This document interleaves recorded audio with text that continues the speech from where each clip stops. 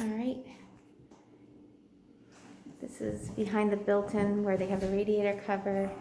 There's an electrical outlet here with some unfinished drywall. And the cover has been taken off because for some reason the drywall around it has been taken off. Bill noted that there is a mouse trap down here, pretty common, as he said, and I also agree. Bill, why do you think that it's like this? Do you think they just they don't use it, or should it just be capped? No, I think what happened is, He put that thingy in it, it's yeah, turned it's green. wired correctly. It looks to me like it was added later, or and Maybe for air conditioning? yeah, or I don't know what it was added for, and someone did some work on the wires, and it looks to me like an electrician beat a hole in the wall, and it just never got repaired, and then it got covered up, and it's kind of out of sight, out of mind type of thing. I see, okay. Bill is opening the other side panel. It's been painted shut. Just a note, I didn't notice this before, it's a drawer for trash recycling. And we could never get that freezer door open, so that is gonna need to be a repair. Kind of making the assumption that the freezer is working though, because you can hear it. There's that mouse trap. Tissa Marjan, something I didn't show you guys in the video is there's this tiny little, it's been boxed out, so I thought it was gonna hide plumbing. And this little guy it's loose, as you can see, and he's sort of painted shut. So using a screwdriver, I was able to open it, and it's actually just a tiny little pantry. I don't think it could be removed, but it's a little bit adorable.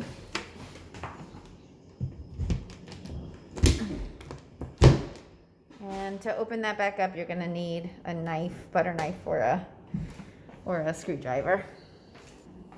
Some other things to note, Bill has been opening all the windows. I would like to point out that this door is original. There's a broken pane, it's only single glass. You can just replace this with a single glass panel. We've known people since this is a wooden door, they've cut it out and then place a thicker glass, and then you get more sun if you want that. With these storm doors, there's a screen here. I have not seen the glass panel for the top. If it's here, they'll probably leave it. If not, this is what you get. But you can get a glass panel made. And then if you have the glass panel here, it does give a dual insulation. It's nice, you can switch it out with screens for the season like this. Or when you're cooking, you can open the door or open the window. Let me see what else.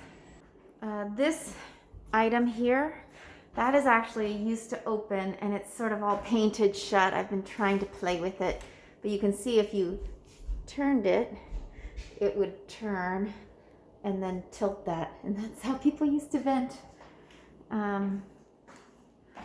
Okay, anything else have I not? I've opened this. I think I've opened those. Okay. Going back to pointing out some things that may have gotten missed on the first go, because it was long, as you noticed, this is also the original door, likely. Probably the original hardware. Used to have hardware here and here. This used to be a lock you could throw. A really good locksmith could actually put that back. It's not cheap. Most people put on just fancy new hardware. It is a full wooden door. It has single pane glass. Same thing going on here with the storm door as the back, except this storm door is newer. It looks like it's in better shape. It's to open it, just to let you know, if you go down, it doesn't work. You have to go up. So it's a little quirky like that. I think this might have been installed opposite, because I think to lock it, I have to go to the left. You can replace these with screens if you get screens made. And So that's kind of nice. But right now it offers a layer of security for the door, and as well as, so you could leave the door open, lock it, and have lots of sun come in, or you can put screens in. It's actually quite nice.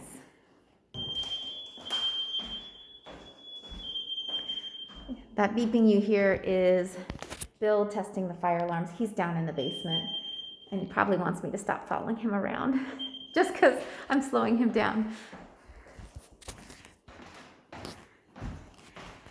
I just want to say he's been very thorough in understanding that we want to relay everything to you guys so you know what items. Nothing on here is really surprising or anything we didn't really expect.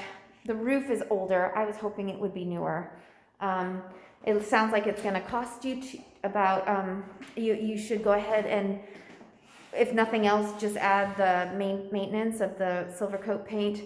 But it's within the next year, he thinks it needs replacement. So that's a costly item of about $6,000. He does believe that there's a rubber membrane that was put over the original metal roof. So typically, the right way to do this would be to remove both layers, the old membrane, the original metal roof, and put down a new membrane.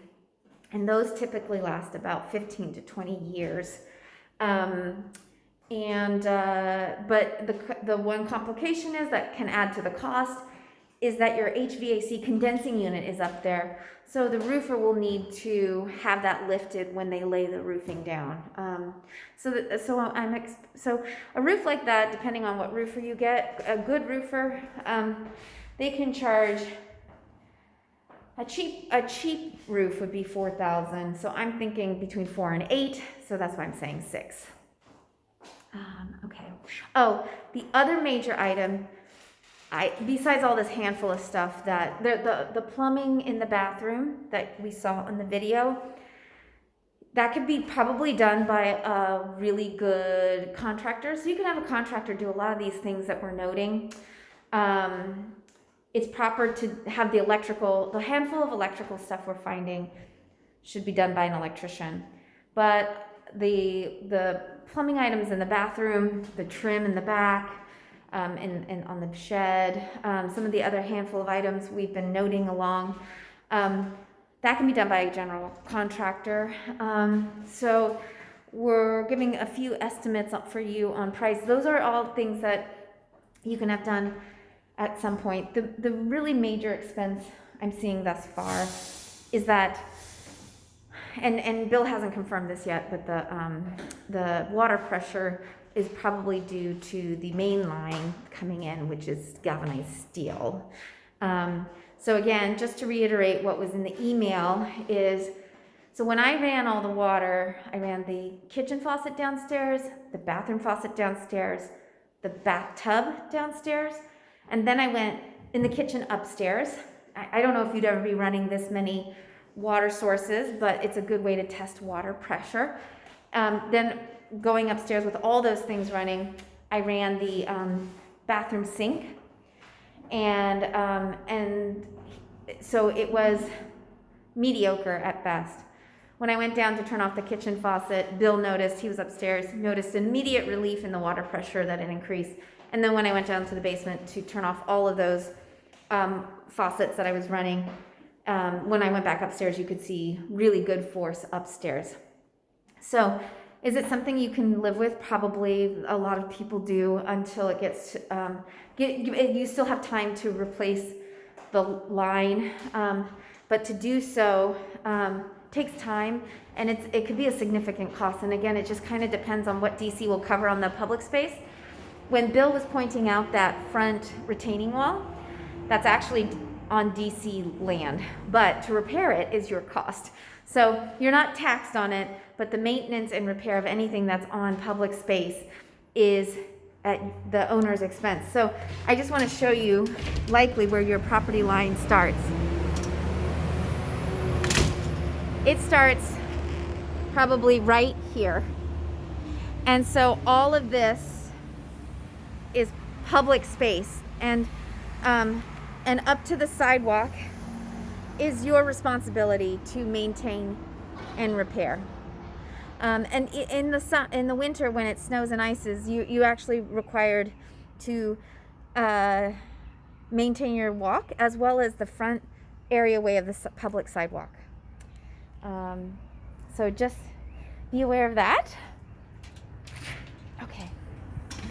So the line coming into your house, part of it is on public space, and DC WASA should cover a portion of the replacement, or the city, but I'm just not sure about a steel line, how they mitigate that as much as I do for a lead line. So that's why I wanted to give you guys the estimate that is sort of a wide range between 5 and 15,000.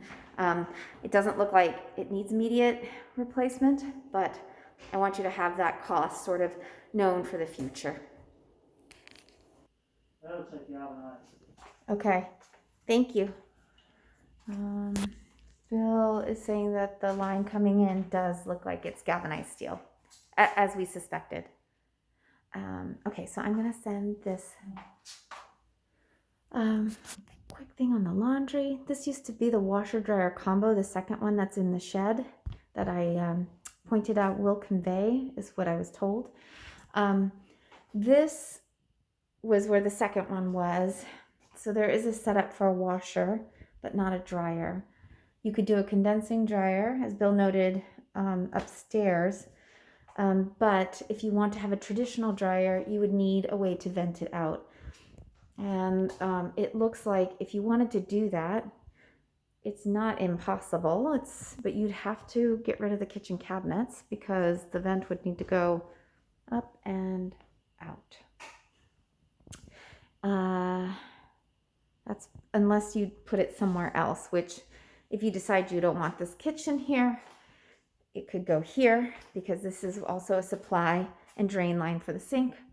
It could vent out this way, easy, but then you'd block that pretty window. So perhaps this might be better to have a duct through here and just shelving, and you don't need all of the cabinetry. And that would be kind of pretty. Okay.